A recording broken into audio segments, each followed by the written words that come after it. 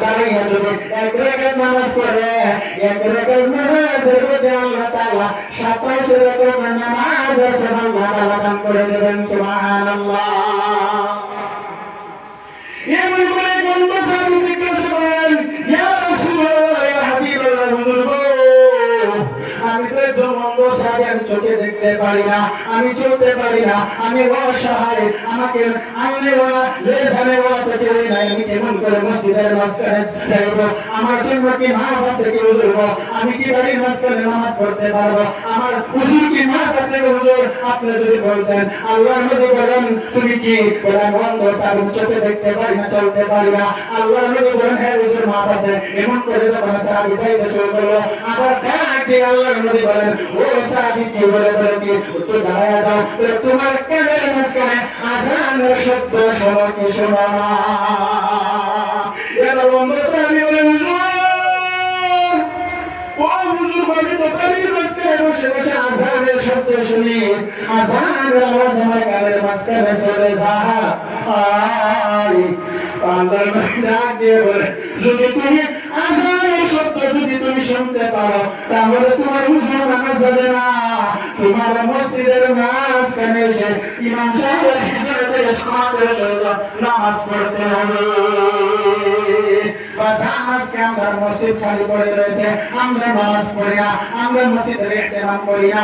আল্লাহর নবী হাদিসের মাঝখানে বলে, মান বানা মসজিদান লিল্লাহি তাআলা, যে ব্যক্তি আল্লাহ তাআলার রাজি খুশি করার জন্য কোন মসজিদ বানাইবেন, মসজিদের মাঝখানে টাকা দিবেন, পয়সা দিবেন, আল্লাহর রাজি খুশি করার জন্য।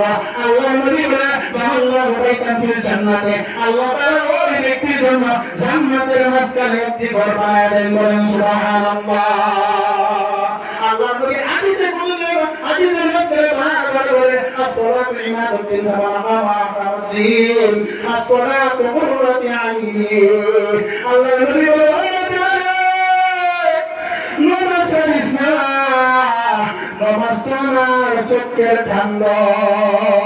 আল্লাহর নবী যখন দুনিয়া থেকে চলে যাবেন, সময় হয়ে গেছিল, আল্লাহর নবী কেবলের মাঝখানে পড়ে গেলেন, বিছানার মাঝখানে লেগে গেলেন। ওই সময়ের মাঝখানে আল্লাহর নবী দুই তিনটা আলফাজ বললেন। ওই আলফাজের মাঝখানে একটা আলফাজ ছিল as-salat, as-salat। ও আমার উম্মতের,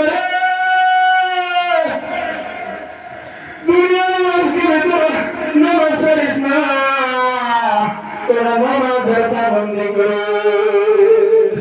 আল্লাহর নবী দুনিয়া থেকে চলে যাবে, আল্লাহর নবী পা মোবারক খুলে গেলেন, বিছানার মাঝখানে পড়ে গেলেন। ওই দিক দিয়ে মসজিদের মাঝখানে আযান দিয়ে দিয়েছে, জামাতের সময় হয়ে গেছে। সাহাবারা দাঁড়িয়ে আছে, নবী আমাকে জামাতের সহিত নামাজ পড়াবে, এমন করে সাহাবা দাঁড়িয়ে আছে। ওই দিক দিয়ে নবী দাঁড়িয়ে বসে রয়েছে।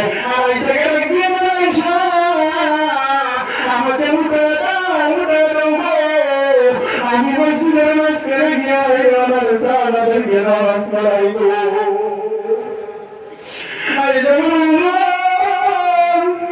আপনি মশাই হয়ে গেছেন গো, আপনি যাইতে পারবেন না, আপনি যাইতে পারবেন না। আমার আয়েশা, আমার সাহাবা আমার নামাজ পড়বে না। এমন করে সাহাবা দাঁড়াইছেন, নবী আমার দাঁড়ায় বসে আছেন।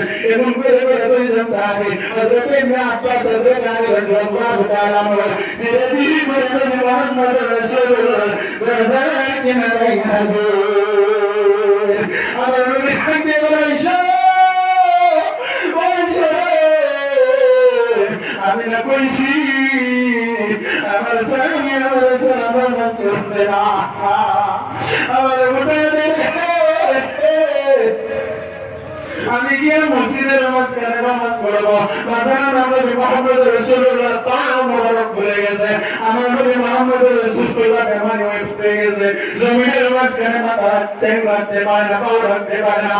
এমন করে বলে, তুই সাহাবীর কানে বললে আমার নবী মুহাম্মদ রাসূলুল্লাহ মসজিদের মাঝখানে গিয়ে নামাজ আদায় করছে, কিন্তু কোনদিন নামাজ ছাড়া নামাজের কেমন করে পাবন্দি করতো।